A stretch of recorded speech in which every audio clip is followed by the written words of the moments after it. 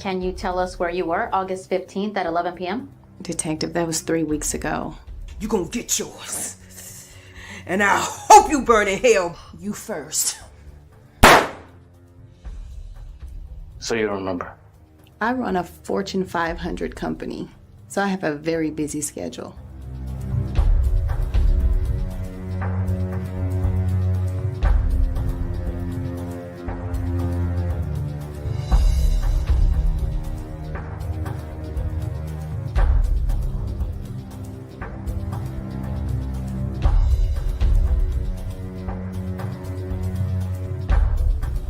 Who did we kill first?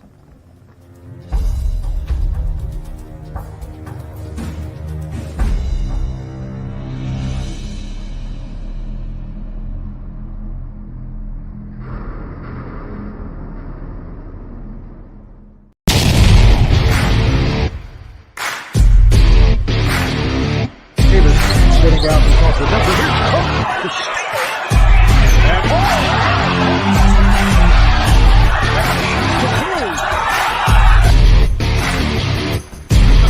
From the 12, gets a block, tricks up, and he is gone.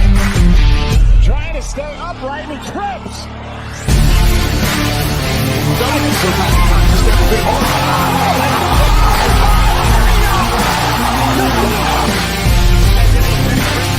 Very important people. Oh my God, what the heck?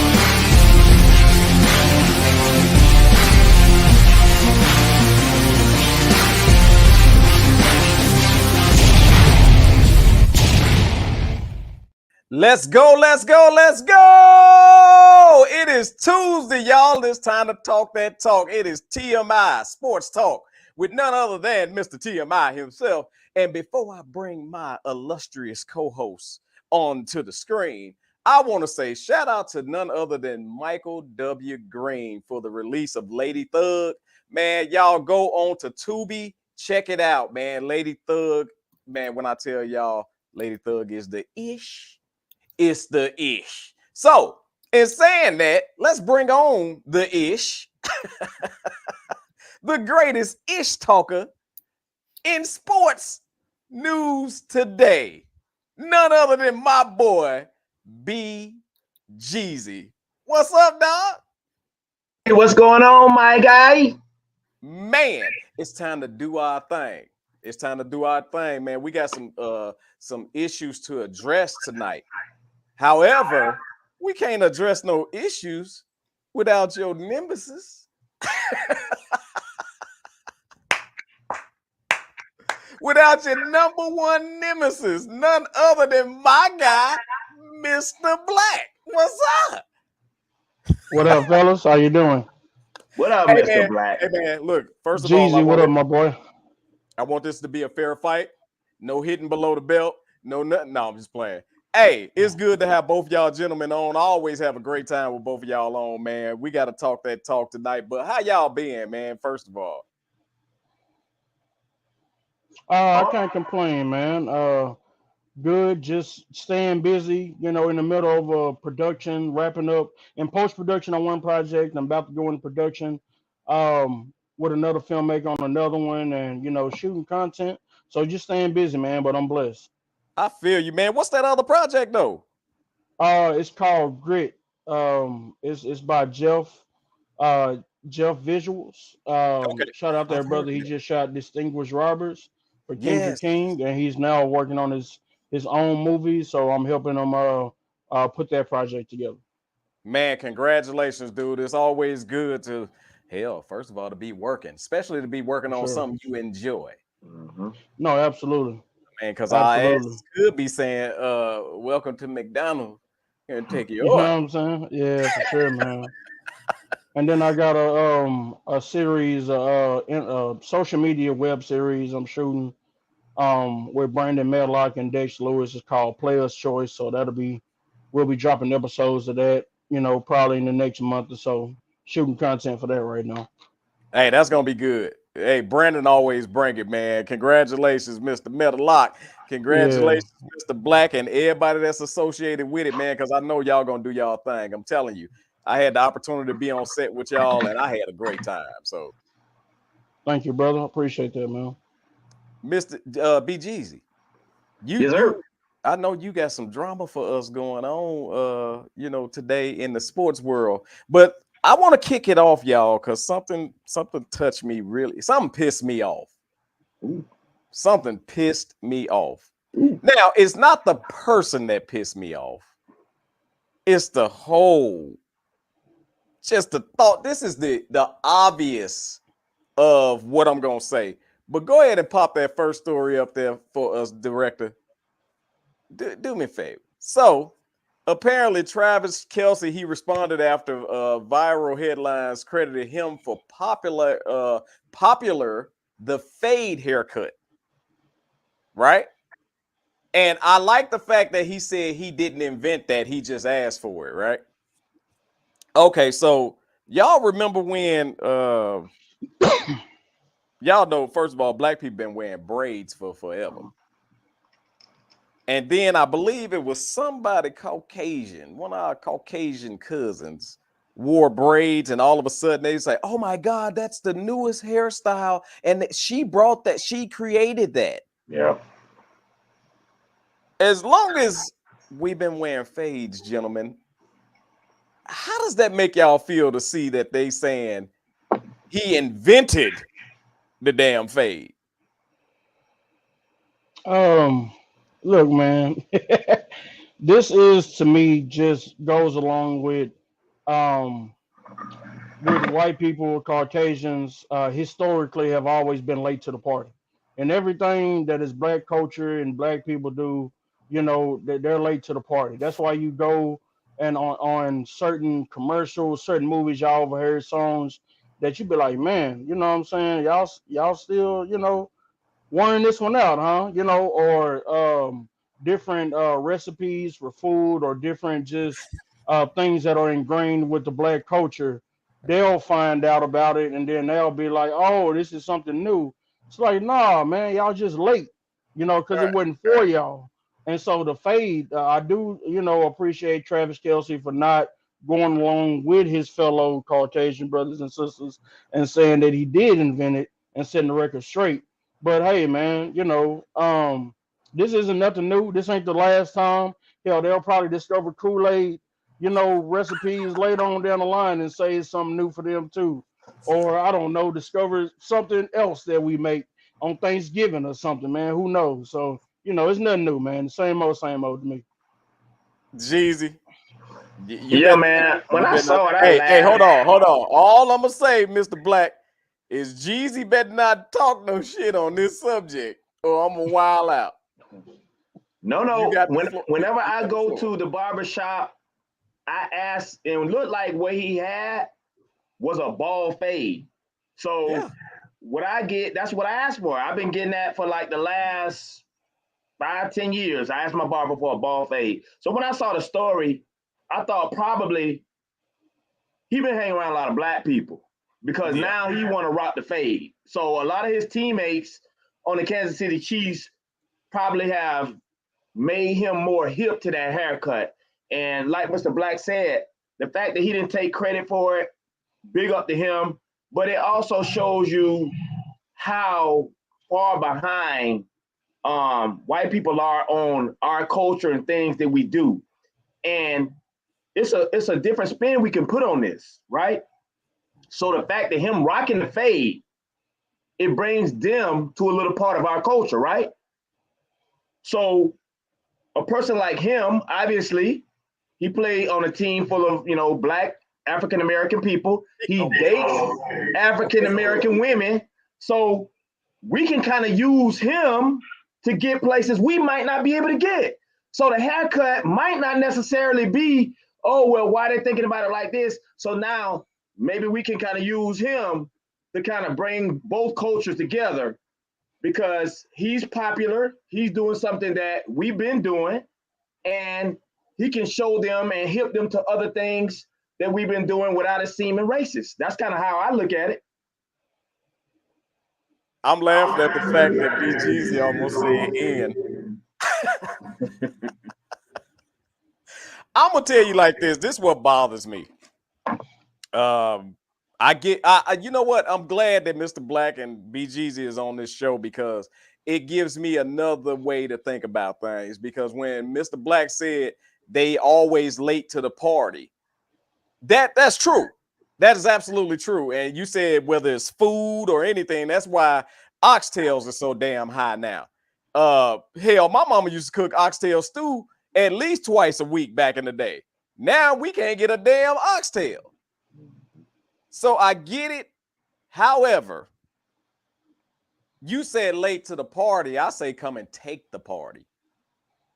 They always come and they come and it's the same way that they discovered America. How you gonna come here and say, oh, we didn't know about this land. This is new. So now we're gonna claim it and say that we own it because we discovered it. When this shit been there for billions of years before you got there. Well, it's tradition at this point, Tate. That's their tradition, you know what I'm saying? That's and when we find out about it, it's ours. You know what I'm saying? That's the tradition. You know? So I give props to because let me by all means, I'm not down in Travis Kelce because I think he went the right way. He said, man, did y'all see when he said, man, y'all trying to hang me out there on February 1st? Right. He said, I'm not taking that bait. Yeah. On February 1st, y'all want to say he invented. So congrats to him for acknowledging. He acknowledged it. He did. And then turned around and said, no, y'all not about to do this to them or to me to say that I created the fade. That's ridiculous. Okay, this is what I can say slightly in their defense, and this is slightly. Travis Kelce might be one of the most famous football players that's a white boy that wore a fade. You know, when you throw in and I'm talking about when you consider these variables. First of all, he on a super winning team.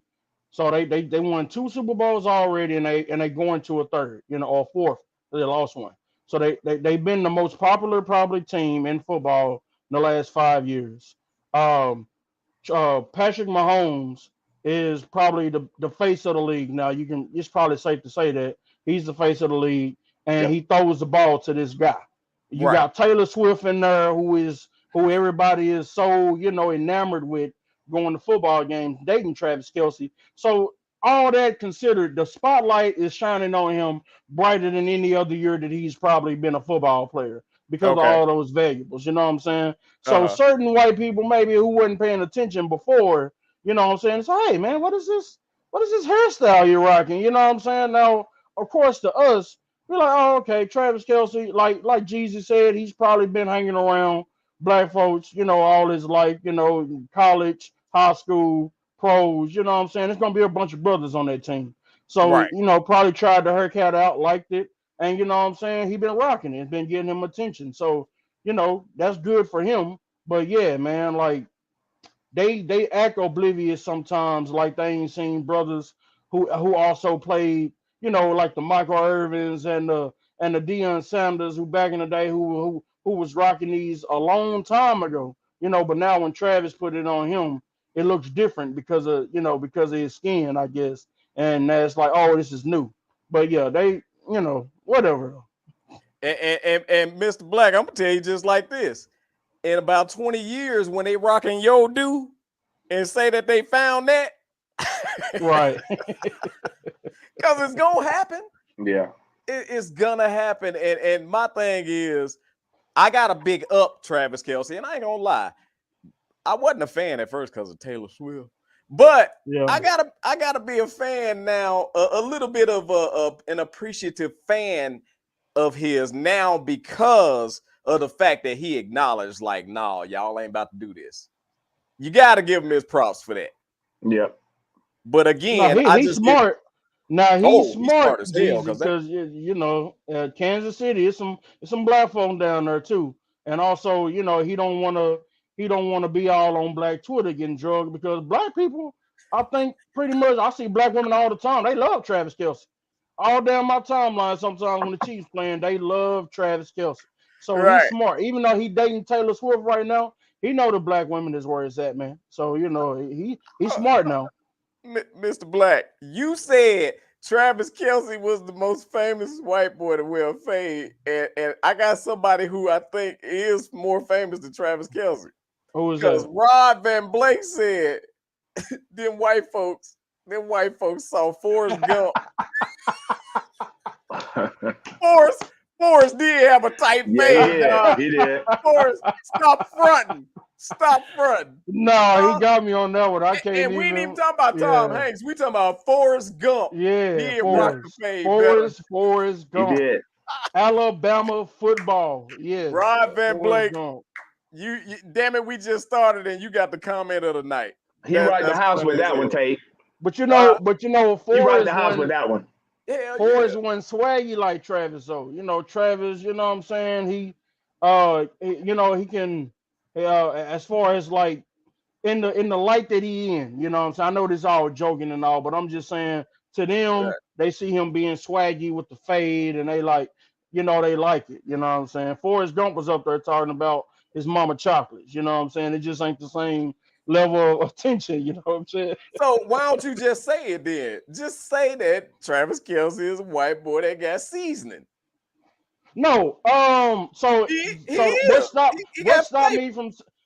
me from saying that is from the appearance standpoint.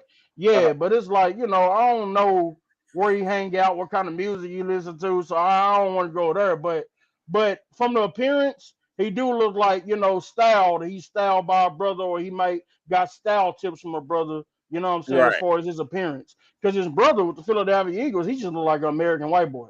You know what I'm saying? What's his name?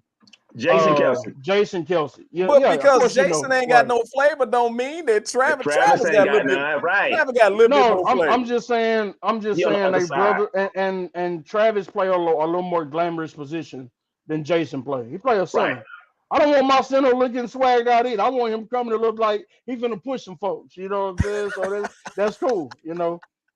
So I want to say this, and this wasn't even on the agenda, but this how TMI News, TMI Sports Talk work. It's off the cuff. How do y'all feel about Taylor Swift being kind of in the spotlight in football and in the Super Bowl? I think that when you look at who she is, and a lot of people don't like Taylor Swift because she keep winning all these Grammys or whatever. But if some of us could step and look at it how the other side look at it, the woman has a amazing following. So it's really good when you think about it. It's not only good for him, he winning all the way around, right? He winning because he dating somebody popular. He winning because he's in the Super Bowl. He's gonna get some of her fans. Those, what they call them, Swifties or whoever they are. They didn't know who Travis Kelce was. I don't know what the name of everybody, every famous celebrity. Yeah, something like that. Yeah, they got their own following, right? So now those people are going to start paying attention to not only him, but NFL, Patrick Mahomes, the Super Bowl probably going to get a lot of views because people who did not like football is going to be watching to see Taylor Swift. So whether you like her or whether you hate her, she's going to bring the brand up, whoever she's dealing with. It's one of those kind of effects. Wherever she goes, whatever she touches, is going to boop, boop, boop, him. Super Bowl, NFL, Kansas City Chiefs, because of this woman. So, you know what? What does she do? She's popular. She sings. She wins Grammys. People don't like her because she beats out Beyonce. But on the flip side of that, whatever that woman touch, it win. So I think it's cool. Mr. Black. I don't give a damn about Taylor Swift being in a football game, man. But I do agree with BGZ from the standpoint of it's not really for me to give a damn about. That's for white America. That's what that's for. Because first of all, I've never heard by choice. Now I'm not saying I haven't caught a commercial where her song was playing or a movie. Maybe they incorporated it, but I've never went myself and turned on a damn Taylor Swift song. Nah, so I couldn't tell you one. So that's for the people that do like her. So for the housewives or for the the young girls who maybe don't give a damn about football, but now they have a reason to actually watch the Super Bowl because that's something that's a conversation point in the middle of the fellas watching football and they talking about what she wearing or you know what I'm saying, some trendy topic going on at the game. You know, that's good for them. And as that brings viewership to, you know, the NFL, then of course that's what they're gonna be. I'm sure somebody is doing numbers saying, hey man, Kansas City, you know, their games are slightly up now when Taylor Swift is at the game. So I'm sure that's good for them, good for the Kansas City, you know, organization, good for ratings and all that. But you know, as far as me, I was gonna watch the Super Bowl, you know, regardless. I don't give a damn about Taylor Swift being in the audience or anything. I don't really think Travis Kelce give a damn about Taylor Swift being in the audience.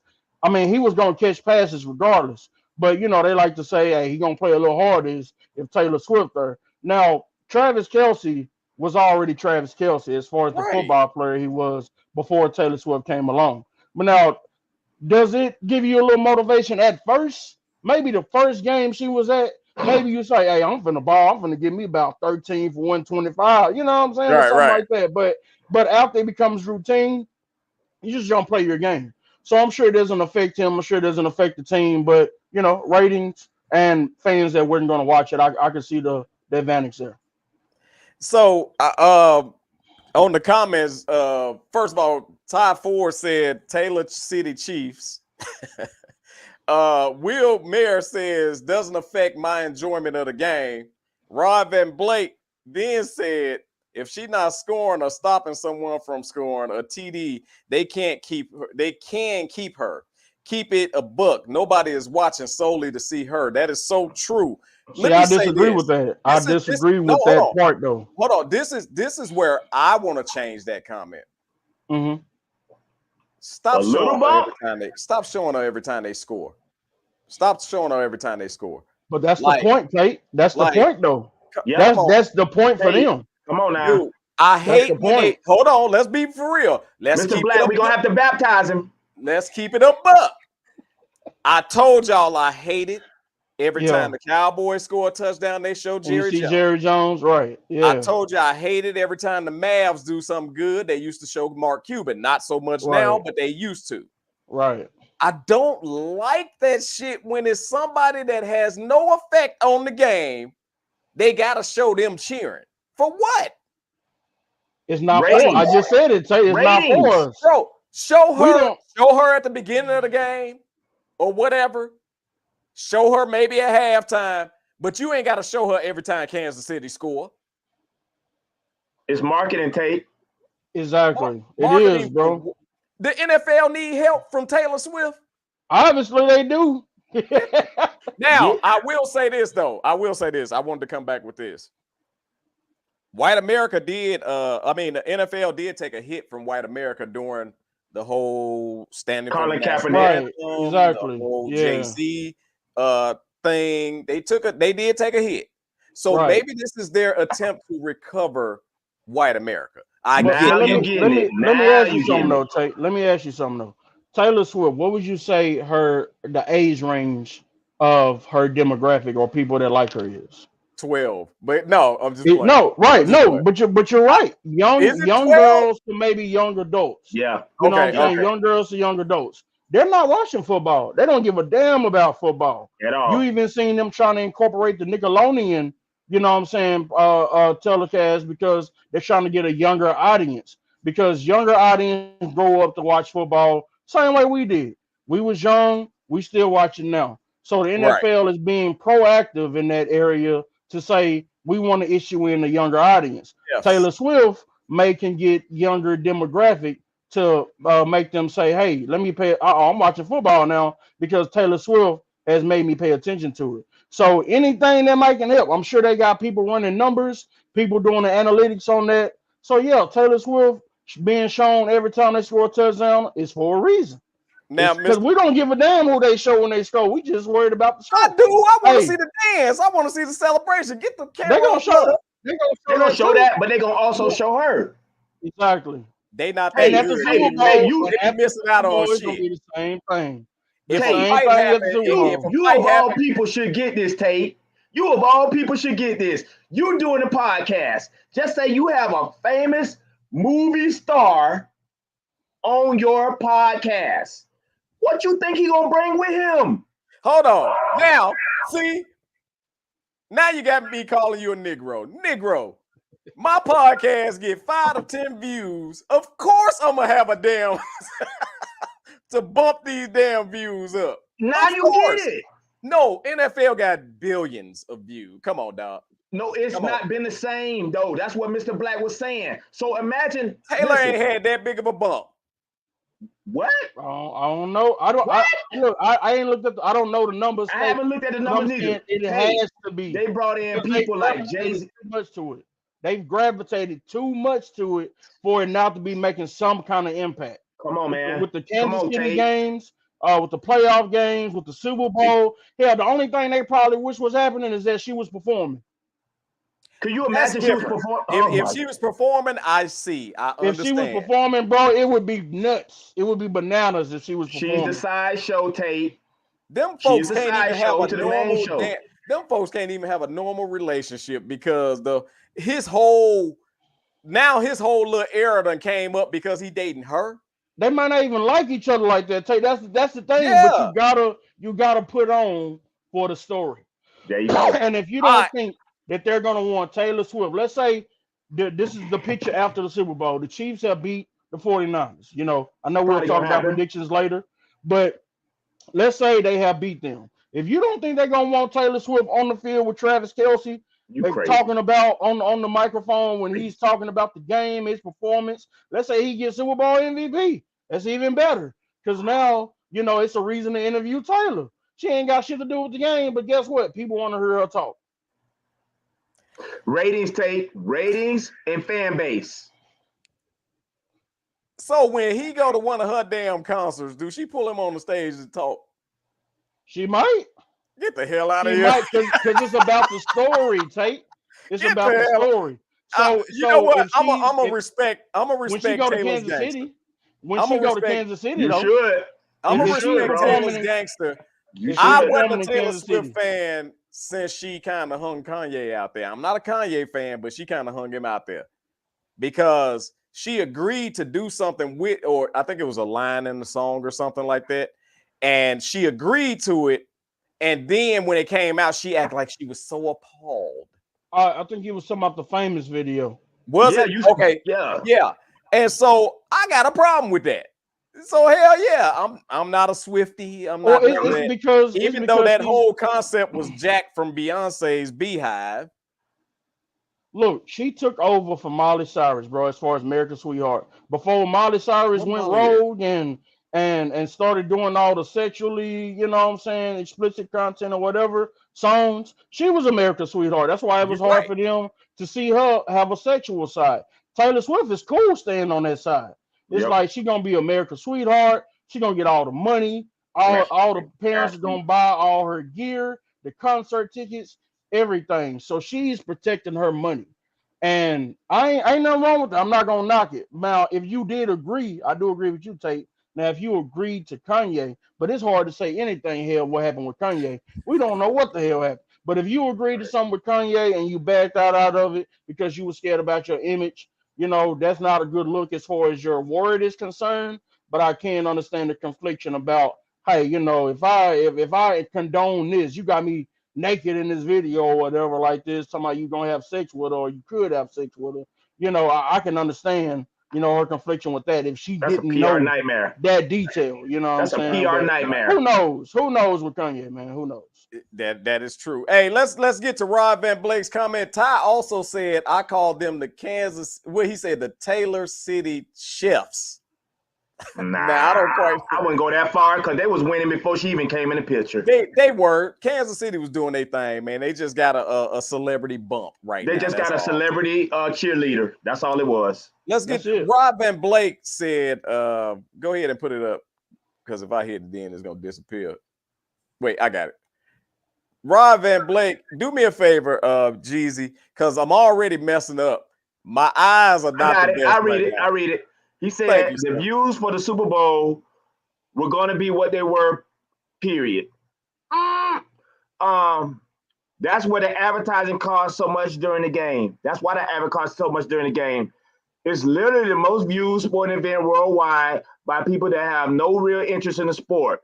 Some for the commercials alone, though, they have fallen off as of late. She will not move the needle that much. I would not agree with that, my guy. I disagree. I gotta see some numbers. I don't think she's moving the needle that much. Bro. Super Bowls, look, he is right in the fact that the Super Bowl will be the most viewed event of the sports, the sports season. Yes. But Super Bowls numbers vary. There are Super Bowls that people watch more than the others. So the fact that Taylor Swift and the Chiefs have made the Super Bowl, that's going to make a difference. Damn right. People who were not going to tune into the Super Bowl, like Taylor Swift, are going to watch it now. He's correct. There is people who do watch it just for the Super Bowl commercials. That's true. That's been a thing for a long time now. Of course. But you add in now the fact that you got the Taylor Swift dynamic. And yeah, I'm not saying she's going to probably move 30 million more people to go watch it, but I bet you it'll add a bump in viewership. I would say 10. When was Kansas City was just in the Super Bowl last year, right? Yeah, they beat my Eagles. They beat y'all. They beat Philly. I'm still hurt by that. I understand, G's. I bet you this Super Bowl is a higher don't get me started than the last Super Bowl because of Taylor Swift being there. I gotta see numbers. Come out. I gotta see numbers. No, hey, I'm not a gambling man. I would be willing to bet you it's going to be 5 to 10 million more viewers just because of that woman. I would love to see those numbers. I would love to see those numbers. And wait a minute, did she just win a Grammy Sunday? She did. So wait a minute. Now she's on the Grammy Sunday. Now think about this. It's off the cuff. She on the Grammy Sunday, and now she been featured as a side show on the Super Bowl the next Sunday with her man. You don't think people gonna tune in for that? I have a hard time hearing somebody say, "Oh, the Super Bowl." Wait a minute, Taylor, turn it on. I have a hard time believing they're gonna say that. Hey man, well, listen, Tay, you gotta look at it from this perspective. There were women, children, or teenagers, whatever, who didn't care to even see what football is about. You know what I'm saying? I'm just not interested in it. I don't care. It's sports. Right. She has changed the fact that some of those people who weren't interested are now interested. That's what we trying to get you to see. He made it cool for a person like her to watch football. Exactly. So now they're asking their husbands, they're asking their dads, their boyfriends, their cousins about the game. Damn. That too. You know what I'm saying? Tell me what this is, tell me what that means, or tell me that's happening too. New fans. That's happening because Taylor Swift is making it cool for the people or some of the demographic who didn't care about football to now care about football. So you got some of that going on. Then you got some people who just want to be on the scene. Hey, the Super Bowl gonna be here at my house. You know what I'm saying? We're gonna watch it. Or somebody who may have been at the house who wasn't gonna do nothing on Sunday. Let me turn the Super Bowl on to see what's going on. I know Taylor Swift is gonna be there. Yeah, let's just check it out. You know what I'm saying? Now that I bet you his jersey sales went up too. I doubt if anybody I ain't got nothing to do on Sunday. Man, let me go ahead and turn this. You don't take because you was already gonna watch it. You was already gonna watch the Super Bowl, man. But I guarantee you, both of those things are going on. Hey, check this out. Let's get to Rod Van Blake's comment. He said 1.7 to 2.7 million for a 30-second spot, and it's been that way before Swift came around. However, he arguing someone. Antonio Blunt said there are reports that the NFL has made an additional 331 million because of her. So wait, gentlemen. Wait. Y'all know how? Hold on, real quick. Y'all know where I've been leaning this whole show, right? Yeah. Next week we're gonna have Taylor Swift as a guest on TMI Sports Talk. I did see that though. I did see that too. I didn't know whether to believe it, but I did see that. But Rob's comment, we're not arguing, bro, that the NFL was getting 2 viewers, you know what I'm saying, before Taylor Swift, but we are saying it was a spike, and that's the point. It's a spike. And if you're already a $1 billion industry, any spike you can get, you're going to take it because it means more money. You That's think what I these was owners and the NFL are going to turn down if they let's say they made $2 billion for the year, whatever. I know that number might not be. I'm just saying, giving you a number. Right. And Taylor Swift makes them earn $50 million more. Do you not think they're gonna take it? That's $50 million more. Well, wait, 331 million. You say spike? That's the spike they put in Jesus' hand, isn't it? man. Hey, but Ty that's the said point. the fact that 330 million. Yeah. man, Go, my Ty bad. Go said ahead, the fact that we spending so much time on this making his stomach hurt. So, He a hey, Bronco I'm fan. gonna say this, man. Look, if she's giving that type of spike, NFL, hey, do y'all thing. Taylor, Top do your four thing. stomach was hurting a long time ago when the Broncos and Russell Wilson. Oh, made his stomach. Tay, Tay, you told me not to go low. Tay, you told me not to go low. You went low. Hey, he went deep blue sea. No, shout out top four, man. It was a pleasure debating with him last time.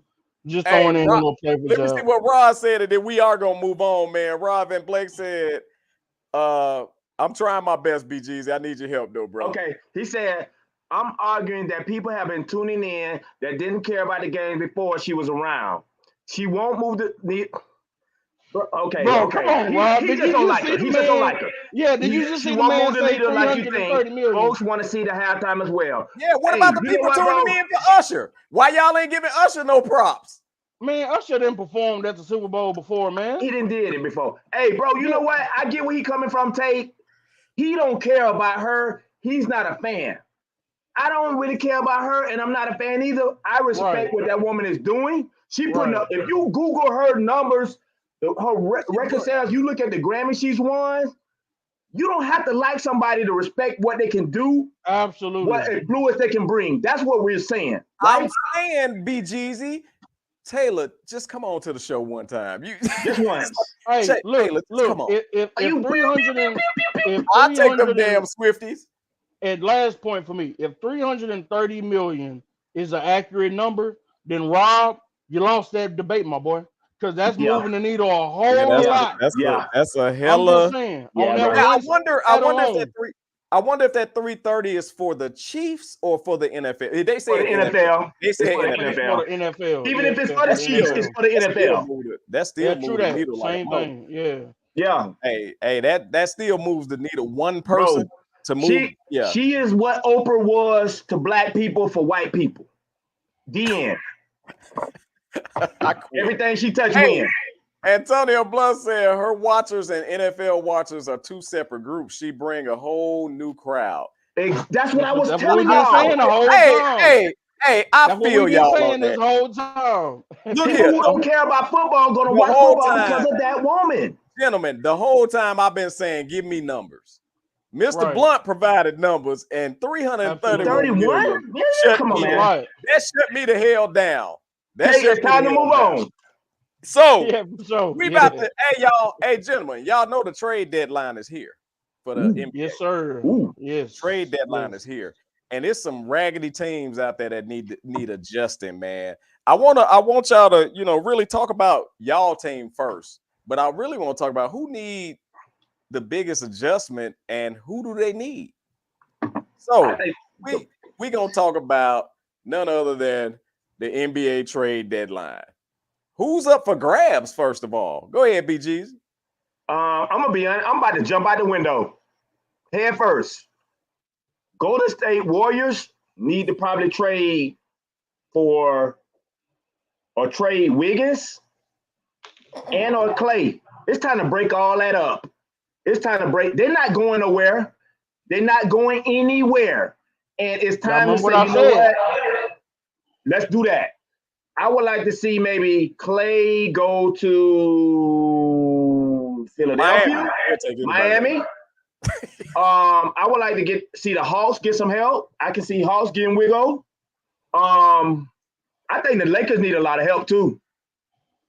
The Lakers need another star because between Anthony Davis and LeBron, they're not going to play a whole season. They need a young upstart star. Well, maybe not so much young, somebody more consistent that's going to play between 60 and 70 games and can carry the load when they're not down. So yeah, but Golden State, the Lakers need help.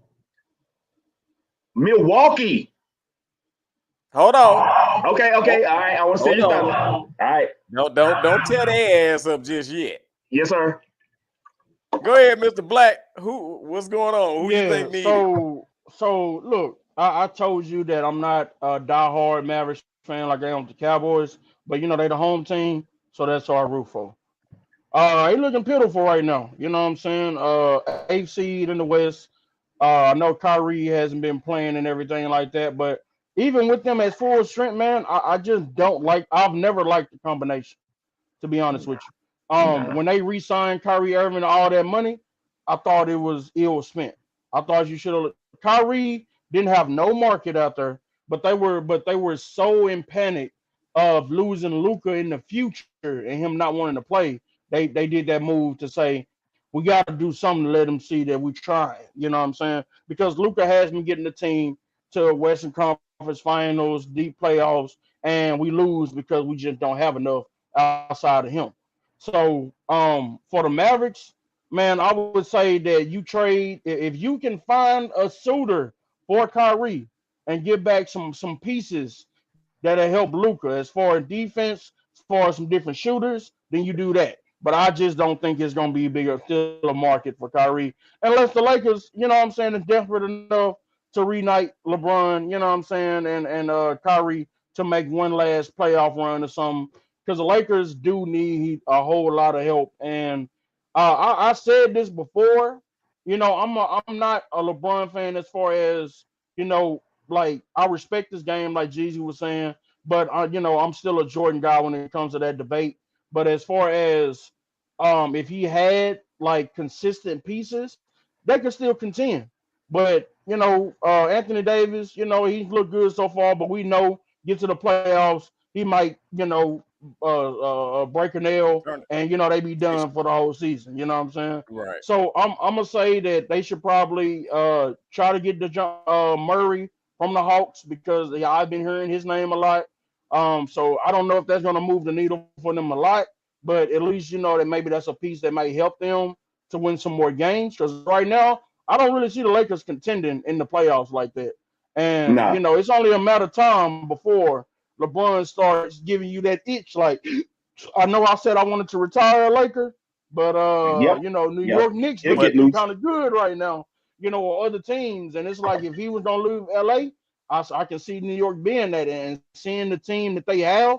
If they don't have to give up the whole form to get him and just put him in place with some of those pieces, New York is a contender immediately with LeBron on the team. So I'm so glad. No. I'm so glad you brought up New York because the Mavericks traded in a shiny blue 2005 vehicle for a shiny red 2005 vehicle. What I mean by that is y'all had everything you needed in Jalen Brunson and y'all let him go.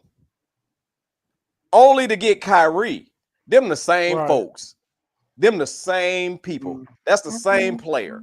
That's the BGZ outside of hold on. Outside of a couple of fancy layups, them the same type of player.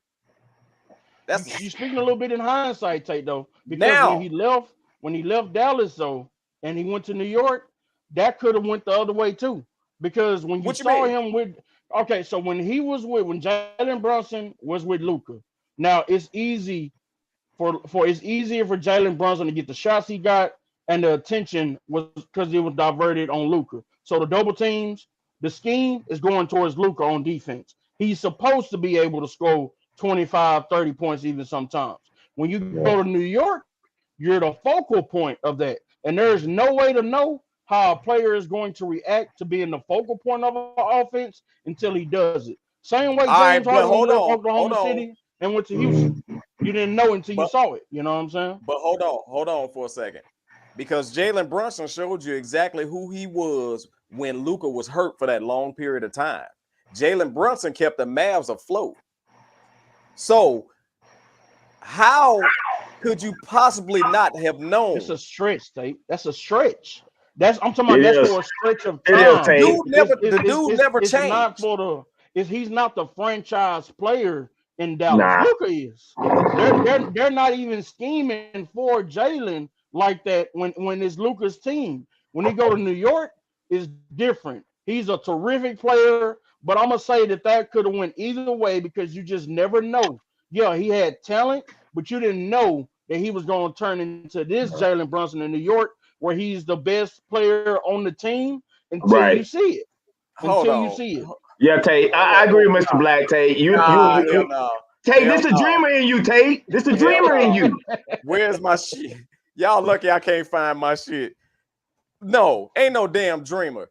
Jalen Brunson did not surprise me. I wish I had that damn soundbite, but he did not surprise me because he showed everything of what he was when he was in Dallas. Nothing he's doing right now is surprising me. In a sidekick role, Tate. It was a sidekick role. Luka was gone.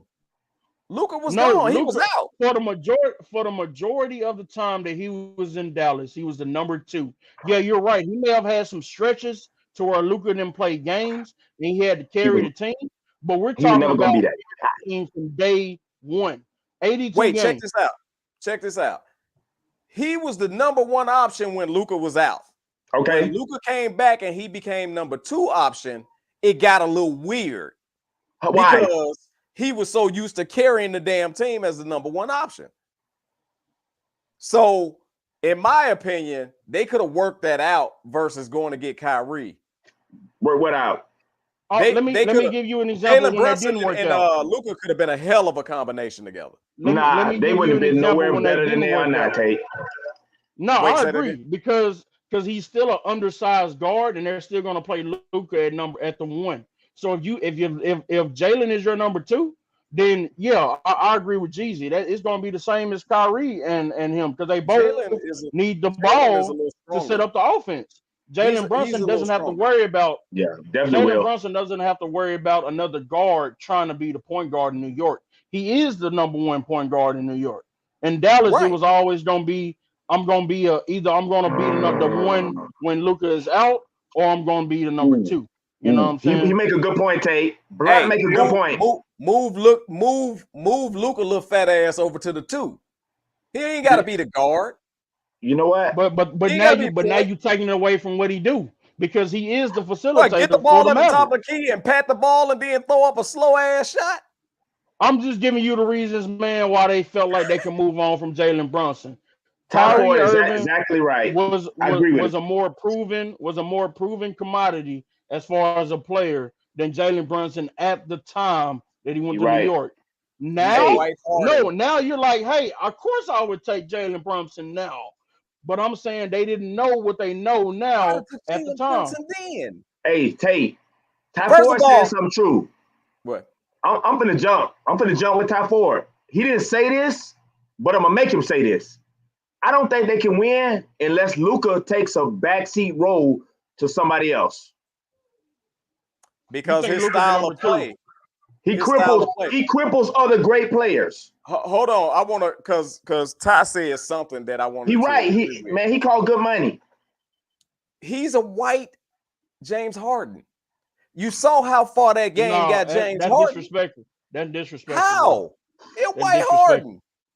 It's disrespectful. Tell me something he do that Harden didn't do. Look, okay, this is what I'm gonna say.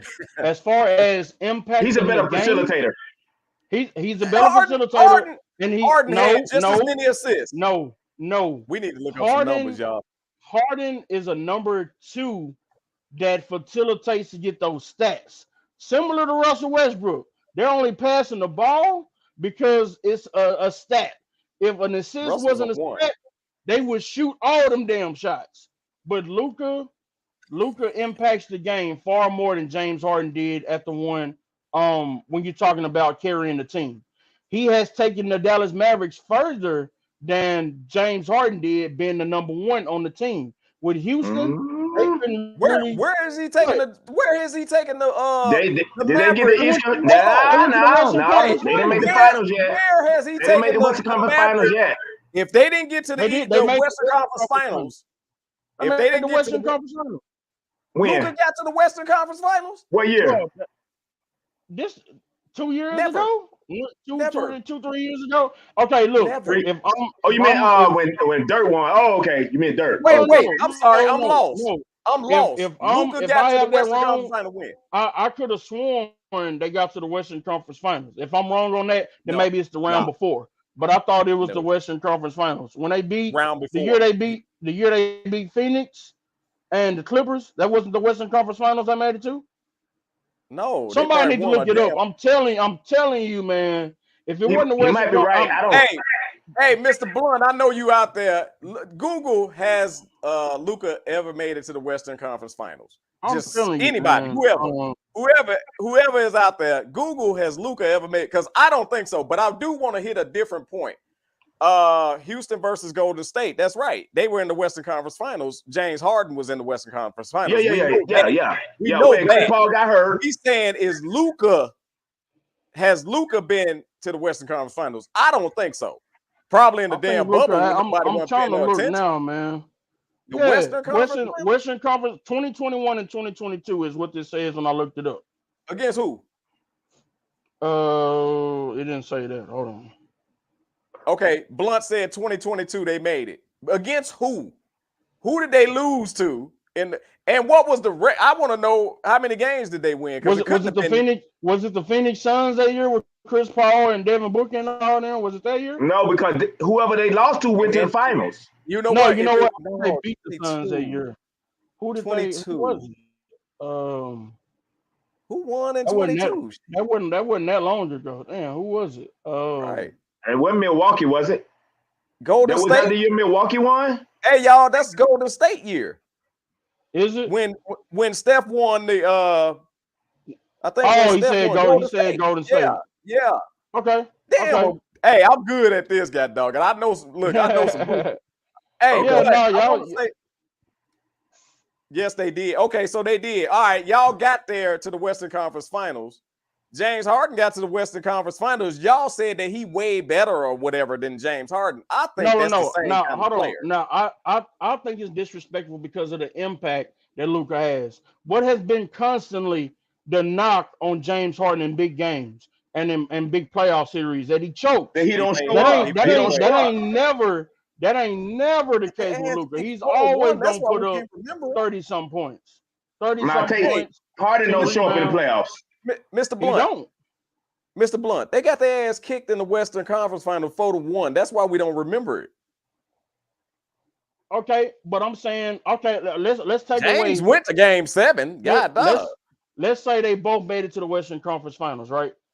Who was accused of choking throughout their career? James Harden, meaning he's not impacting the game in crucial moments in the playoffs. Luka is. There's no question that Luka is. Luka not there yet. Luka not where? He's not comparable.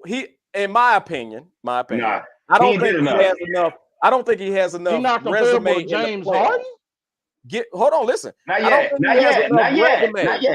Let him get a few more playoffs and we can judge that. Hold on. What has James Harden did in the playoff for him not to be comparable? Hold on, my guy. He has been to the finals. Now it was with KD and Russell Westbrook in the Miami beat him. Yeah, that's right. He did get to the finals. He did get to the finals. It was a side. It don't matter. He made it, and he played on an elite level. Come on, Jeezy. Come on, Mr. Blunt. Now, come on. It matters if time out. Or if y'all. Passenger. He was a passenger in that season. Yeah. What you mean a passenger? He was the sixth man of the year. Hold on, y'all. He wasn't the driver though. Hey, Mr. Blunt. Hold on a second. He was a sidekick in that role. But that's exactly what Mr. Blunt just said Luka gonna have to do in order to get to the finals. And I said it in order too. to win a championship. You got to take a step back. So I don't know if I can agree with Luka has to be the number 2, but I do feel like they need to get him either a low post scorer, like a Giannis or Anthony Davis type talent to make that work. For that team to be, he can't have another guard, a ball dominant guard, and they go anywhere serious. I don't think that's going to happen. That's why I agree with Jeezy. Then you got to get 2 people. Then you have to get 2 people because you can't get a dominant player. when I say that Kyrie Irving and Luka isn't going to be a significant more difference than Jalen Brunson and Luka because they're both ball dominant guards. You need to change that up. You need a small forward, power forward, center, somebody who can give you 25, 11 down low versus sharing the ball with Luka in the backcourt. You know what I'm saying? Hey, so let me ask y'all this. Wait, real quick, because we kind of steered off. Okay, we did. Y'all didn't let me get my smoke in. I don't appreciate that. Y'all okay. Down, my dad. But I did jump down your throat about the Mavericks. However, I disagree with Jeezy when it comes to moving Clay to another team. Why? In my opinion, Clay is one of them players that need to stay Golden State. He needs to retire. Why? Disagree. Why? In my opinion, he's done enough. Even if he has to take the Udonis Haslem type of role with Golden State. No, Tate, no. I think he should stay with Golden State. Now, in saying that, where in the hell else he gonna go? Philadelphia. I like that. Philadelphia. They need 3 points. They need 3-point shooting because right now, look, you have to look at where Klay Thompson is right now. Klay Thompson is not the stopper he used to be, and he's not the offensive threat he used to be. But what he can still do is knock down 3-pointers. You know what that reminds me of? Ray Allen. When Ray Allen, kind of traveled to different teams sometimes, and he became that 3-point specialist. Now you might can put him somewhere like Philadelphia, who may be a piece away from making the finals. Yep. You give him somebody like Klay who can knock down some threes in the corner or coming off a screen. I like that. I do. With Golden State, Steph, the only one that's going to be a warrior for life is Steph Curry. They're never letting go of Steph Curry. Everybody else is expendable. Give them. Everybody else is tradable. Now, let me say this because I got to talk about my team, and there's a lot of great comments that we got to get to. My team need desperate help. Who's your team? My team is the Miami Heat. And we need desperate help. Reason why is we got Terry Rozier. Yeah, I haven't watched him. How's he working out? They've been losing like a mother. I think they won one game since he's been there, like 1-8. So I did like the move. It's not Terry's fault. Miami got to get out of that small ball shit, and we need to move Bam to the 4 and get a solid 5. I don't think they can exist together. Now, wait, check this out, y'all. I always make my boy crazy when I say this, and he's in the chat room, so I'm gonna say it. Imagine if we go grab Dwight Howard. Oh Lord. And put him at the 5, and you got Bam at the 4, and then leave everybody else where they at. Hey, Mr. Black, let's do this at the same time. Dude. Wait, y'all tripping on Dwight Howard because of his extracurricular activity? No, he's not a same player, man. I'm saying, look, Dwight Howard know his role now. As a starter, man. And think about they're the same player, man. Think about this. How did we lose in the championship? We lost Big man, right? We ain't had no size. Yeah. He's the only dude that held his own against Jokic. He's the only dude. He got to come off the bench. But that was years ago, Tate. I don't give a damn way. He come from BGZ as long as he out there. That was years ago. Now they can't both exist on the same floor at the same time. You can't have White 5 and him 4. No, it ain't gonna work. Because Bam is a mid-range killer. He can't shoot the mid-range. Bam is a mid-range killer. So no, I think you're right about him being at the 4. But I think the move would have been somebody who just got traded to Houston. I think you should have went and got Steve Adams because I think that he's going to rebound. I think he would have been a good presence. That's what I think the move was for y'all. Not Dwight Howard, who he's older. Oh, you get Dwight for the low. But as a starter, Tate, no. If you're talking about him coming off giving you, but that's what I'm saying. You need somebody who's coming to give you starter minutes. Dwight Howard. It can come in and give you 10 to 12 minutes to be a body to go against Jokic. Now get Steve Adams and Dwight Howard to have some depth. But don't just get Dwight Howard. That's all I'm saying. Right. I'm saying this. It'll work. Cause first of all, you get Dwight for the low. He over there putting 80 up in China or Vietnamese or wherever the hell. 100 points a game. Yeah. Look who he playing, man. Stop it. So he 100 obviously points a still, game over man, there. that man got old man strength. Jokic ain't gonna be able to move him. And that was our problem. Our problem, we was too small. We got to get some size. We don't have size at all. We ain't got nothing for Embiid. We ain't got nothing for Jokic. We ain't got nothing for Adams. We ain't got nothing for none of them big dudes. You can't put Bam. You're wearing Bam out by putting them on them big dudes. Yeah, he's an undersized 5. What is he like? It ain't a 4 out there. It ain't a 4 out there, in my opinion, that can stop Bam. Cause as a 4, he's probably gonna be more of a matchup nightmare for people. You know what I'm saying? Exactly. So that's all I'm saying for my team. Trade deadline. I know Pat Riley is watching. Let's get some size. We tried the small ball shit. It ain't working. Outside, because Steve Adams just got moved, so you can't go get him. Who else can you go get? Because Dwight Howard ain't it, Tate, unless you bring him in as backup. My boy just said he want to blow up the Bulls. So give us homeboy. What's the homeboy name from the Bulls? Oh, Jordan. You talking about no. Drummond. Give us Drummond. You want Drummond? Yeah. So I feel like you going back in time, man, in the 2013. Yeah. We just need some size, bro. Nah, he gonna slow y'all down. We need size. You need some quality size, Tate. Not just anybody. You need quality. Bulls.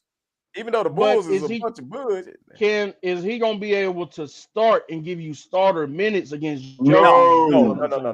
Look, if the philosophy gonna be that we start Bam at the 5 and continue our small, but transition or even have those folks for those bigger lineups that we have to face, I'm fine with that. I'm not saying go and get somebody to start immediately. I just need some size. Right. We don't even have size on the bench. You just saying you cool with the lineup y'all have.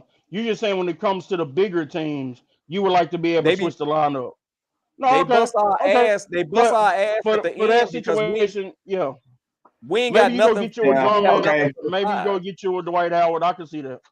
Okay. Yeah. And Dwight, what you gonna pay? One veteran minimum?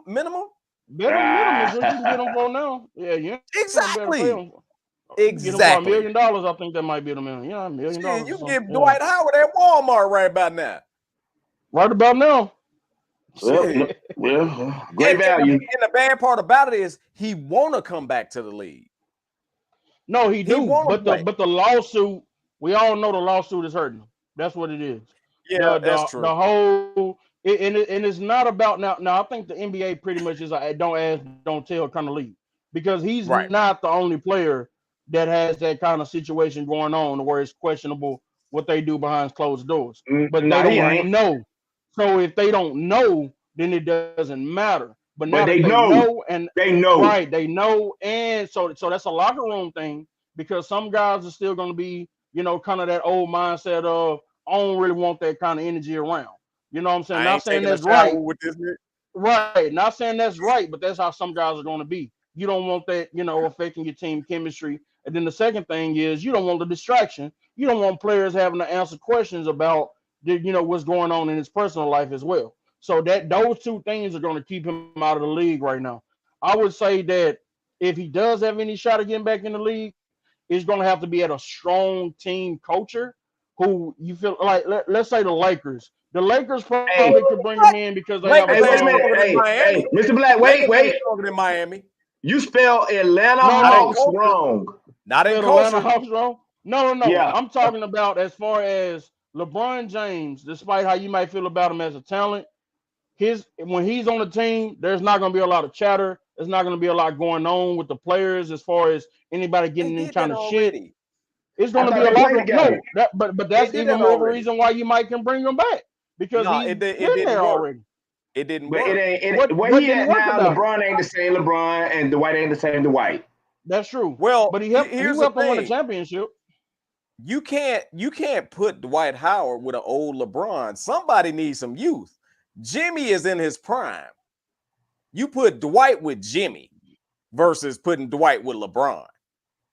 So in saying that, if you're talking about structure and culture, you can't get no stronger than the Miami Heat, bro. No, you're right. That probably would anybody be a good fit. He has to come off the bench, though, Tate. He's got to come off the bench. Where he come from? He can come from the crowd. Shit. Okay. I don't care. You know what, man? Honestly, I don't think it's just gonna have to be him. You need something else. We need You size. do. Just bring in a I big, agree with that. bunch. Go get you Taco need more than Fall. that. You will need more than Dwight. Hey, you will need Dwight plus like maybe a journeyman shooter. Hey, I'll take Taco Fall right about now. I'm tired of being the damn small team, getting our asses pushed around. I feel you, Tate. I feel you, man. I'm just saying you might want to reach back from 2012 or 2013 to get you a big man, bro. Somebody else. They ain't here right now, my boy. Let's talk that shit. Speaking of reaching back, what the hell are the Milwaukee Bucks doing? What have they done? The Milwaukee Bucks have screwed up, and they screwed up royally by. I'm gonna tell you right. You first of all, hold on. Let's put this animation up. Go ahead. There you go. Okay, listen, man. Listen. Talk your shit, man. Okay, so I'm probably gonna be on the other side of this because I'm gonna be a little objective. Go ahead. Here, I gotta hear. So now with the Bucks in general, they screwed up by firing the coach Budenholzer. That was too premature. He just got you a title. Wait, he kept getting waxed by Miami. No, he kept getting waxed by Miami. They just won the title like 2 years ago. Ain't no tilt. You talking about maybe but the last 2 years, Miami waxed him. Okay. So, but I'm still saying he got you a title. So what you do is that you figure out what's going wrong, let him figure that out versus just blowing that up because he just got you a title with the same team. You trading Drew Holiday, you trading all these people who got you a title. Now, don't get me wrong. I understand that Damian Lillard was a very attractive piece to add. I wanted him personally. That's where I wanted him to go. I think that he was Miami. Would I say that out loud? And I'm sorry that didn't happen for you, Tate, but that's where I wanted him to go. My boy, wait, my boy hate Damian Lillard, and he on here, and he said Dame is the reason why that team is screwed up right now. I agree. I agree. Wait. We're gonna let you rock out, BGZ. Go ahead and finish rocking out, Black. Okay. So what I'm saying is when it comes to so now you got Dame Lillard and you give them a rookie coach. Okay. So Adrian Griffin, he played in the league before, I think, and that's cool and all, but he doesn't have a lot of experience with managing egos and putting together a roster or managing a roster that has talent like Dame Lillard and Giannis. Okay, so you should have. If you was gonna get rid of Budenholzer, you should have got a more experienced coach who has a championship pedigree. Now Doc Rivers is cool, but it's complicated when it comes to Doc because he's a black head coach. So I'm always gonna be for the brothers, but at the same time, you got too many 3-1 leads blown in your history. And in Philadelphia, you had Embiid, you had Harden. In Clippers, you had Chris Paul, you had Blake Griffin, you had DeAndre Jordan, and you didn't get it done. So to me, this is Doc Rivers' last chance. But I do think that if we're going to give Doc Rivers a chance, you got to give him more than just 5-6 games, however it's been since he got there. When James Harden got traded to the Clippers looked terrible until they got it together by figuring it out with Tyronn Lue. You got to give Doc Rivers the same amount of time to figure out how he's going to change his team chemistry, help them play better on defense, and them look like a contender. They didn't get him for the regular season. We know the Bucks are going to get into the playoffs. They got him to figure out how we can get to the championship. So give him some time. That's all I'm saying. BGZ, I'm going to let you get this one. Go ahead, brother. All right, man. I appreciate you. The reason it ain't working in Milwaukee, because you have two bona fide superstars that don't have any communication of what role each one is playing on that team. You got Giannis. Okay, I'm a big man. I'm going to take it to the hole. I'm going to shoot when I want to shoot. Then you got Mr. I want to shoot threes. I want to take it to the hole, whatever. When the game is on the line, who getting the ball? If you're down by 1, who getting the ball? Who has the advantage? Probably Giannis. If the game is on the line and you're down by 3, who getting the ball? Lillard. If the game is online and you're down by 2, what do? So what I'm saying, the fact that we had a thing, listen, there's no clear cut who's the man of the team. Yes, it's Giannis' team. Dame came in, but Dame been a number 1 for so long. He's not gonna play too much a backup role. That's why you see him having so many bad games, because he's trying to shoot his way into being the star of that team. Giannis is not a shooter. Let's keep it a beam. Giannis is not a shooter, never will be. He can't shoot free throws. He can't shoot outside. He's a slash, go to the hole, back to the basket kind of player. Dame is never going to be that guy until they realize, which they probably never will, it was a bad fit. It was a bad marriage when they made it. Dame should have been in Miami. Dame should have been in Miami. Dame is not compatible. Certain players ain't compatible with each other. They are not compatible, bro. And it ain't Doc Rivers. But what makes them not compatible? What makes them not compatible? Giannis because they don't know how to acquiesce to the other one. That's coaching, Tate. I mean, Jesus. No, it's not. You gotta know who you're playing with. Wait a minute. Damian Lillard is a point guard. Giannis is a power forward / center. The point guard gotta know, hey man, I gotta feed this man the ball. Not jack up threes and try to make my own plays. The point guard role ain't the same as it was back in the 80s and the 90s. That's a bad match. It's a bad marriage, bro. You can say what you want to say. It's the coach they had in there was losing. You gonna plug Doc in there? He was losing. Wait, hold on. Hold on, Jeezy. Let me drop some knowledge. First of all, Dame Lillard came at the beginning of the season, right? Now, isn't it a fact that the Bucks went 30-11 under Griffin? Yeah, that's what I was just going to say. They was winning. Where the hell is that bad coaching? Because you said, Mr. Black, you said a rookie coach can't coach them. He coached them to 30-11. Okay. No. Now, listen, what I'm. No. Now, hold on. Let me rebuttal that real quick. Okay. Also, go ahead. Wasn't Ty Lue in the same position? With who? What do you mean? Ty Lue was in the same position when he took over Cleveland. He was in the same roles. No. Listen to me. Being a rookie coach to come in and take over where you got some dominant heads in there, some superstars. Ty Lue was in the same position. Ty Lue had to tell LeBron one time in the huddle, shut the fuck up. Now, in my opinion, do y'all also know Doc Rivers was a consultant of the Bucks? Right. How the hell are you the consultant that ends up taking the job of the person that you was consulting? He was plotting. Exactly. No, man. No, hell no. Mr. Black, you do movie scripts. You know this. First of all, real quick, as a consultant, you have access to the owners, and you go to the owners and tell them what he could be doing better. Right? Well, that's the role of a consultant. Respectfully, we don't know exactly in which consulting role he was serving. So we don't know who he was talking to. That's a little unfair to me.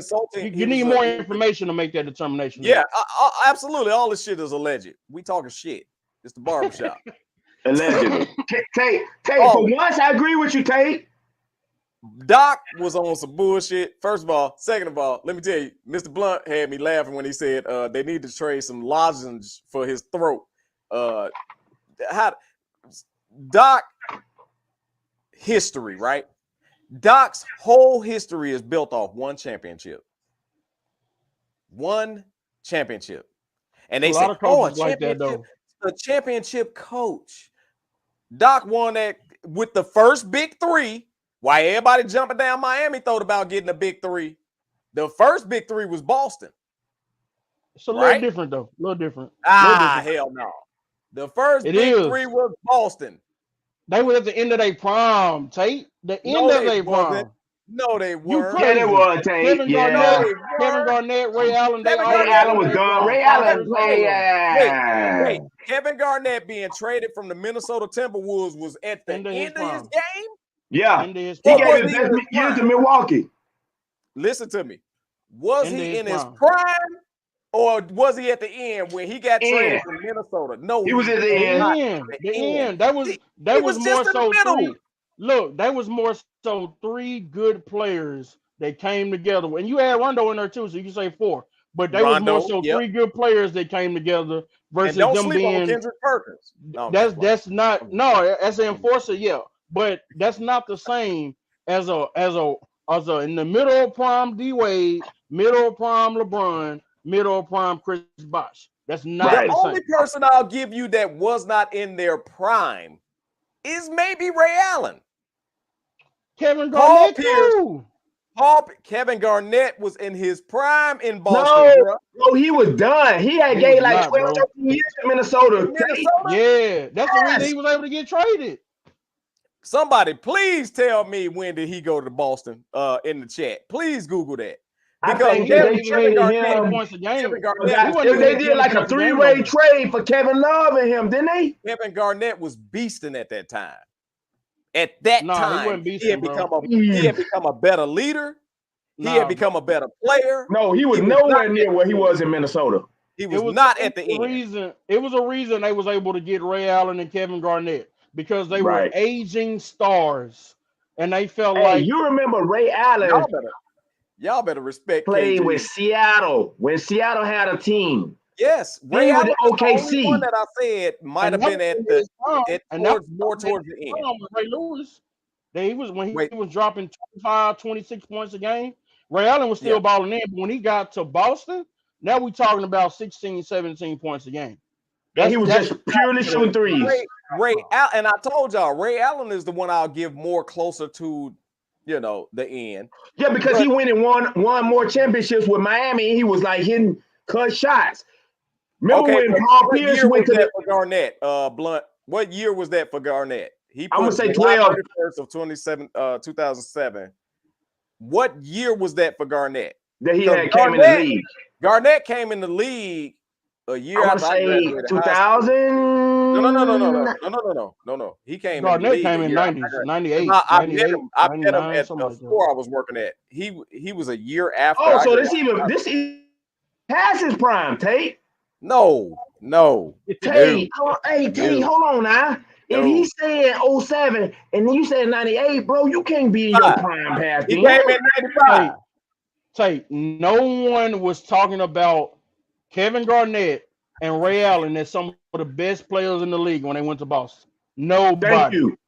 Thank you. When LeBron he came in 95 and Chris Bosh, it was a year. They were talking about these were the best. That's the year I graduated high school, my boy. Hey, wait, Mr. Black. It was a year or two after I graduated high school. I know that for sure because 95 was when I graduated high school, so that's when he came in the league. Wait, man, I'm mad. Come on. I fucked my point up.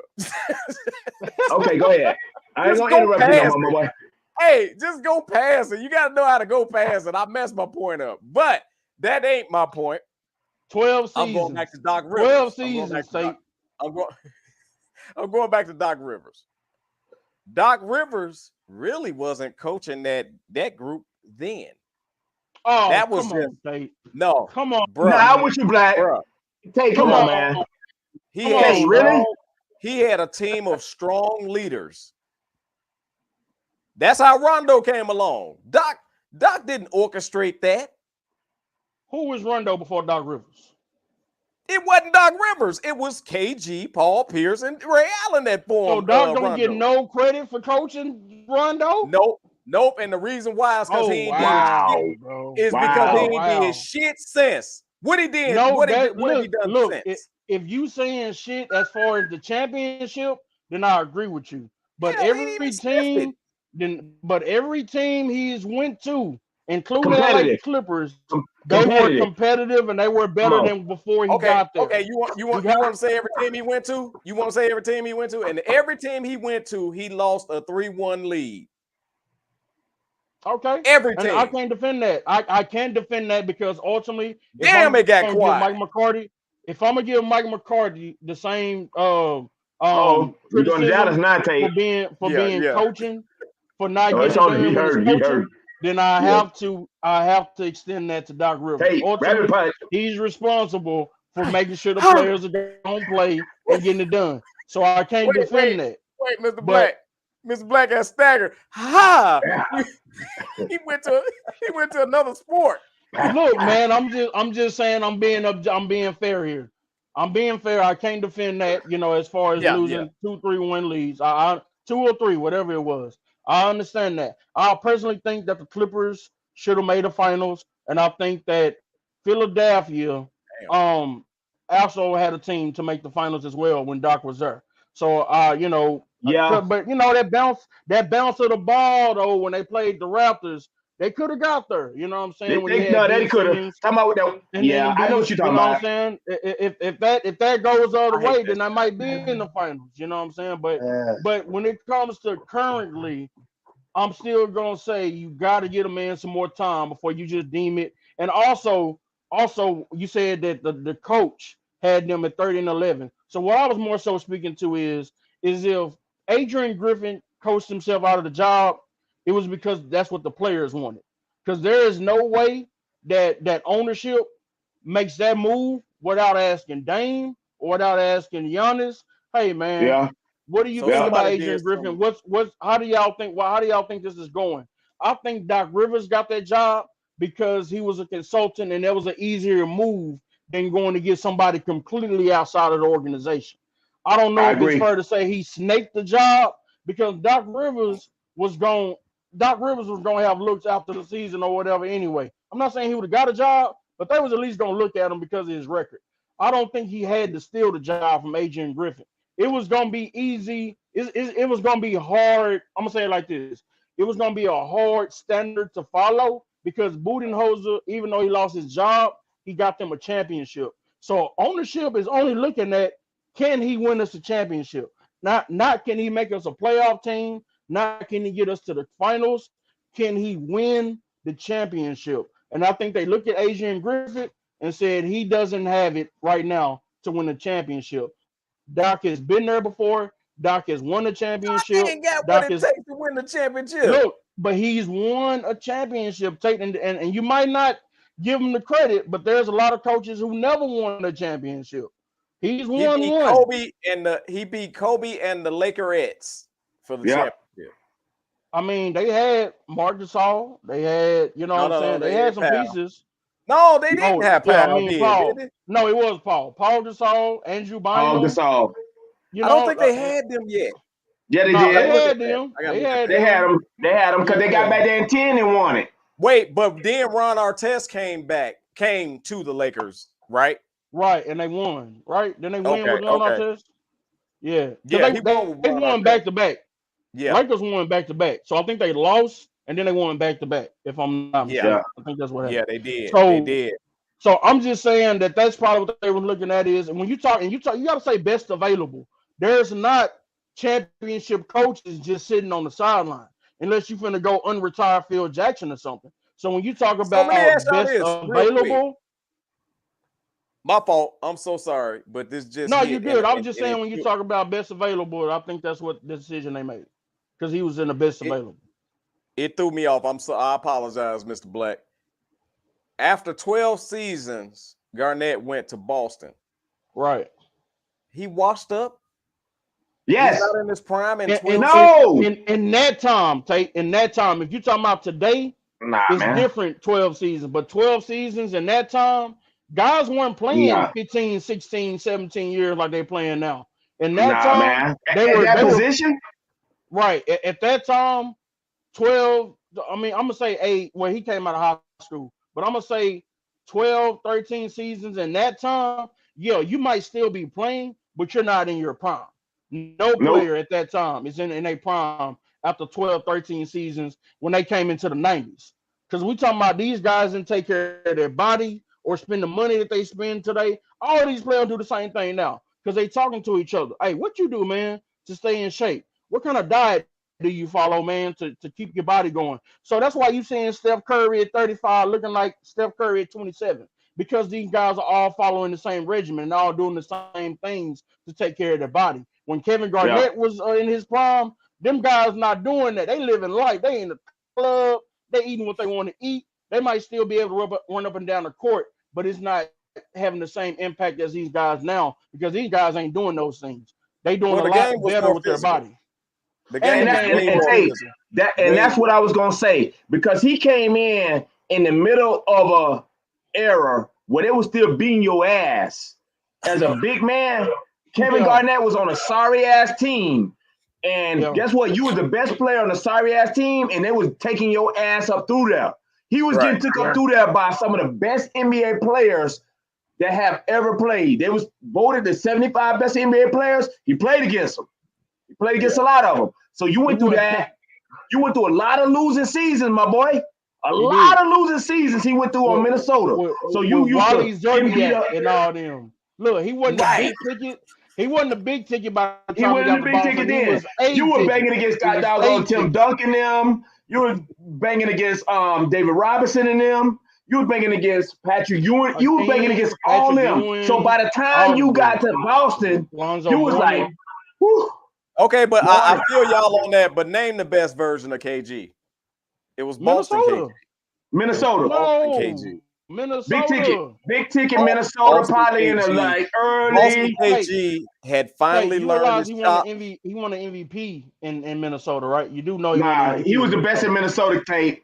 I'm gonna have to look that up, brother.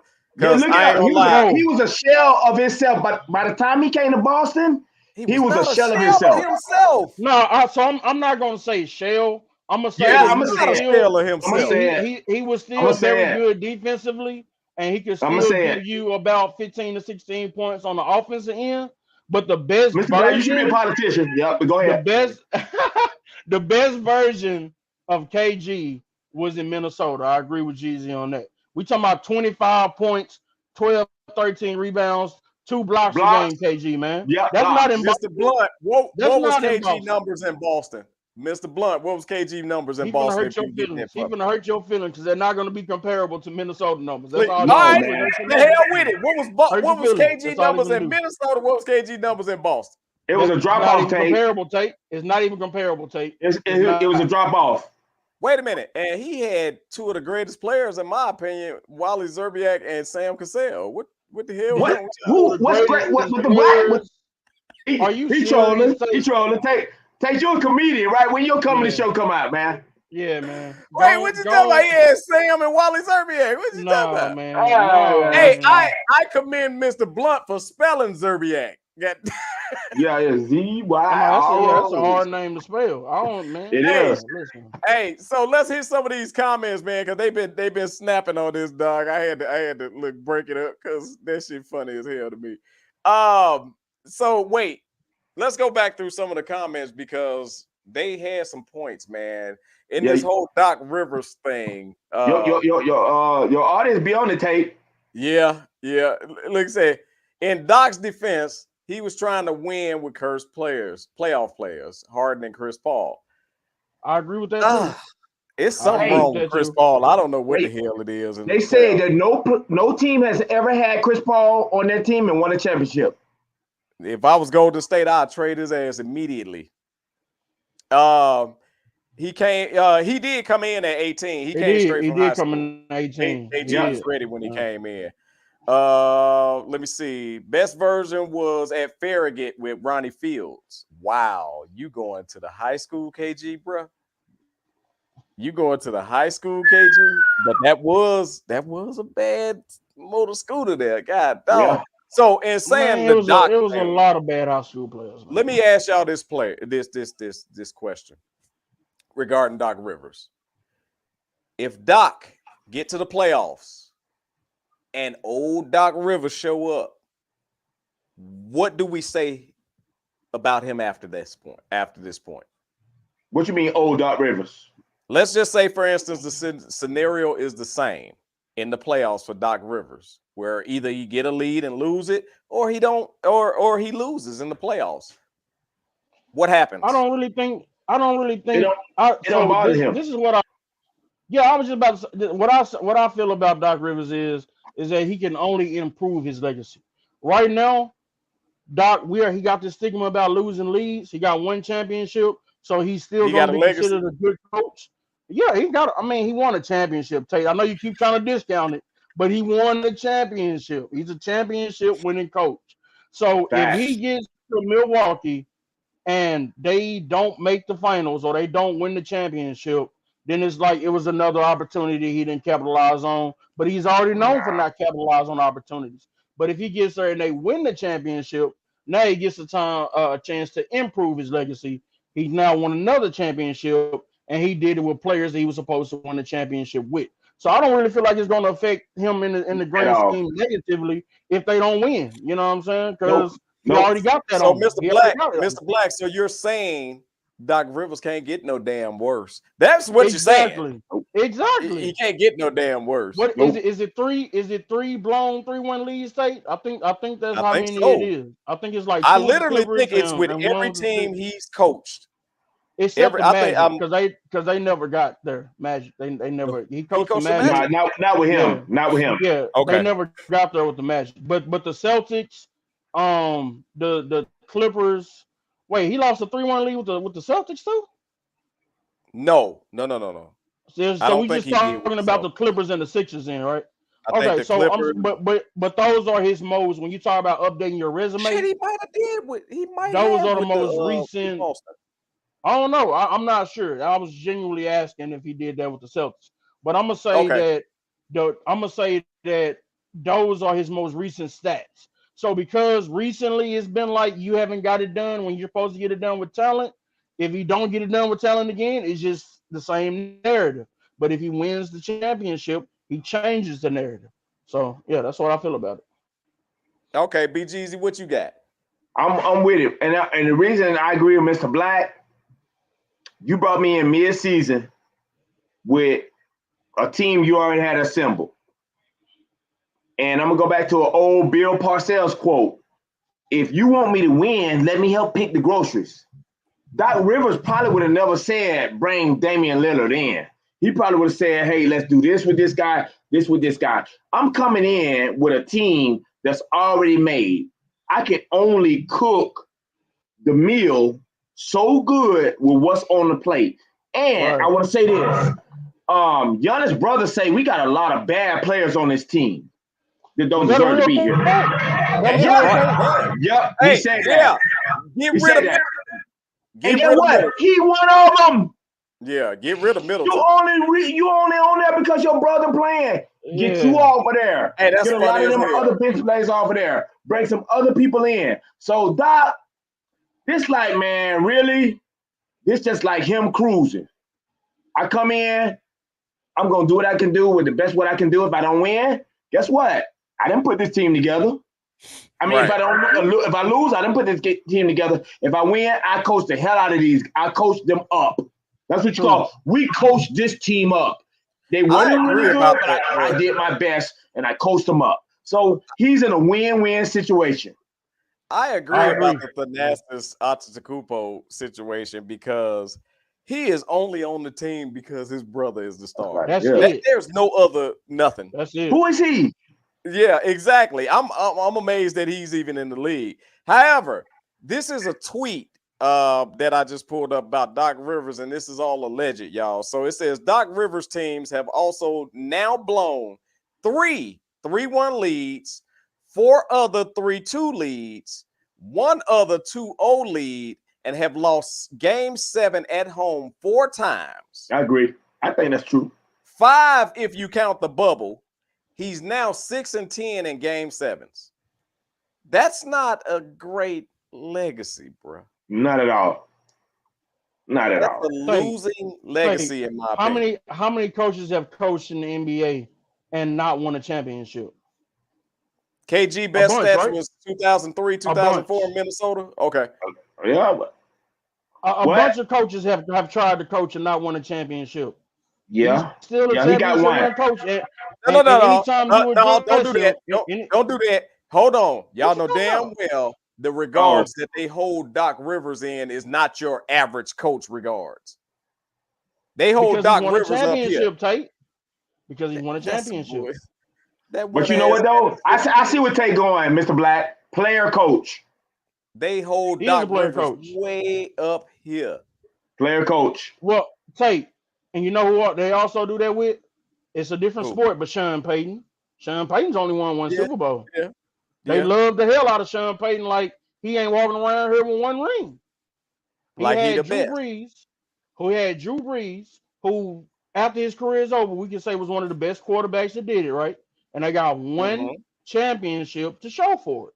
So I'm saying they can do that with Sean Payton. Why you attacking the Who Dat Nation though? I'm just saying. You're gonna have a bunch man. of them attacking us now. I ain't trying to hear their mouth. Damn. I'm just saying, man. And guess why I roll with a lot of them? I roll with a lot of them. Man, I got so tired of that. I'm gonna be won. real with y'all.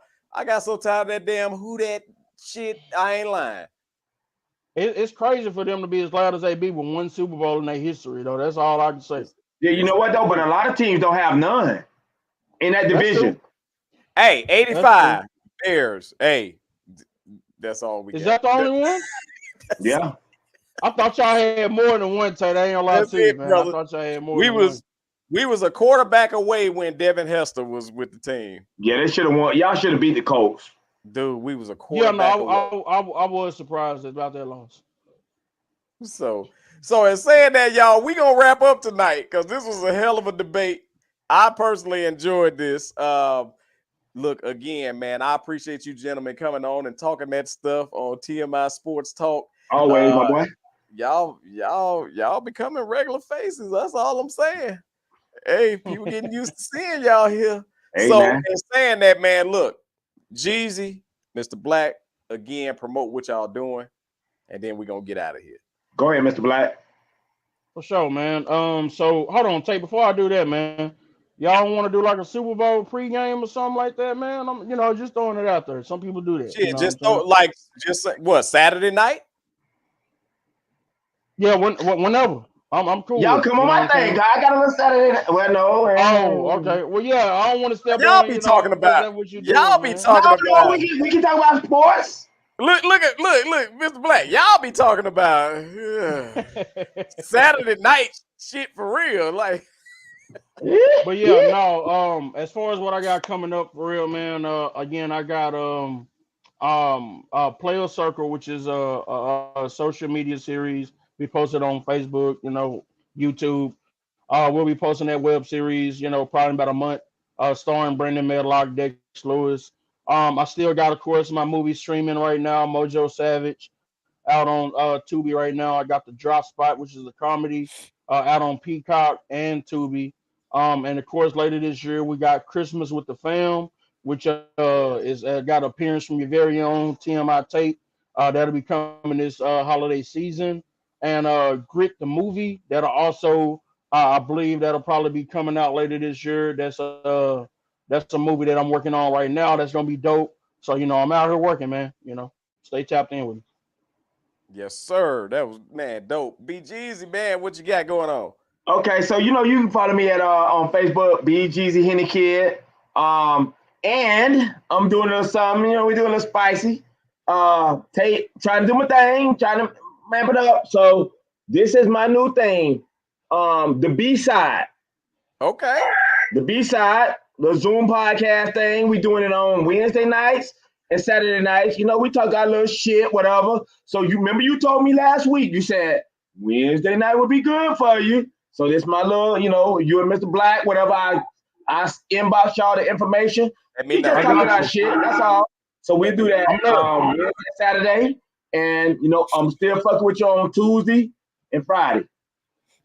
Hey, that's dope. And I'm going to say this. Y'all ain't the only ones doing something. I got some stuff too. Okay. Pop my shit. Hold on. First of all, I got to say, man, I am super stoked at being a part of Laugh-A-Mania. I am your host of Laugh-A-Mania. Make sure you get y'all tickets. That is in the DFW area, actually in Arlington at Live Wicks on April 6th. I know it's early, but you better get your tickets, especially them pre early bird tickets, $12. Y'all better get them. Better get Shout them. Out Mr. Wick, man. Shout out Mr. Wick. Also, I am super stoked because I have been signed the contract to my first paying role in a movie. So I got to get my acting chops way up there, y'all, because they paying now. So Congratulations, shout out brother. on that. I don't want to discuss the title of the project or anything because I don't know the rules. So Mr. Black, I don't know the rules, Mr. Black. So I mean, if it's a a signed project, I'm sure you can say the title, but I don't know oh their yeah. production, so you go ahead. Yeah, I'm gonna keep that on the low because Right, I for want to get sure. approval first. But we do have Right. our first table read on February 15th. Okay. February 15th, and what is that? The photo shoot. So as you can see, I'm new to all this. For sure. We got a few other things that's happening. I'll let y'all know as they develop. But again, I appreciate everybody out there that's you supporting your boy. Y'all know where to start. Oh, let me not trip. No, let me not trip. Texas Independent Film Awards, March 30th. Your boy is nominated. TMI Okay. News is nominated for Oh, the congratulations, man. podcast award. Hey, we showing up and showing out to the Texas Independent Film Awards. Thank the ladies of Lyft. We really appreciate y'all for nominating us. And dude, I'm so excited about that. I don't know what to do with myself. So, in saying that, I will. They got this dress code. It says Texas cowboy fashion. Oh, I I don't don't know even what know that what is. that is. Yeah. I need your help, Mr. Black, if you know what the hell I Texas. I don't know if you just heard me say, but I don't know what Texas cowboy fashion is. It's like Unless cowboy they talking about boots dressy. and jeans and or they talking about like a suit with a cowboy hat or something. I don't know, Tate. I have no idea, but look. I'm gonna just do my thing. So y'all please For sure. excuse me. Ain't I'm nobody just gonna do my turn you away. Ain't nobody gonna yeah. turn you away. Don't turn me away. I'm gonna just do my thing. Also, again, man, hosting other events and hosting other movie premieres and hey, your boy calendar is filling up fast. So I appreciate everybody that's rocking with me. I'm definitely doing my best to support as many people as I can, whether it's through this platform or whether it's me showing up or doing whatever. So again, Hey, I got I one more shout appreciate out. y'all. Go for it, I BG. want to shout out Robin Comment and Common Sense Chronicles Yes. podcast and group. That's my girl. I fought with her, deal with her. So also we are working hand in hand. Hey, man, RC, congratulations on the calendar. Congratulations on the podcast. Hey, y'all, I know I'm done. I'm hungry, but we appreciate y'all kicking it with us. And look, we're gonna talk about that pre-Super Bowl show. So y'all get ready. Okay, for We sure. are out of here. It's been one. All Deuces. right, y'all take it easy. Later.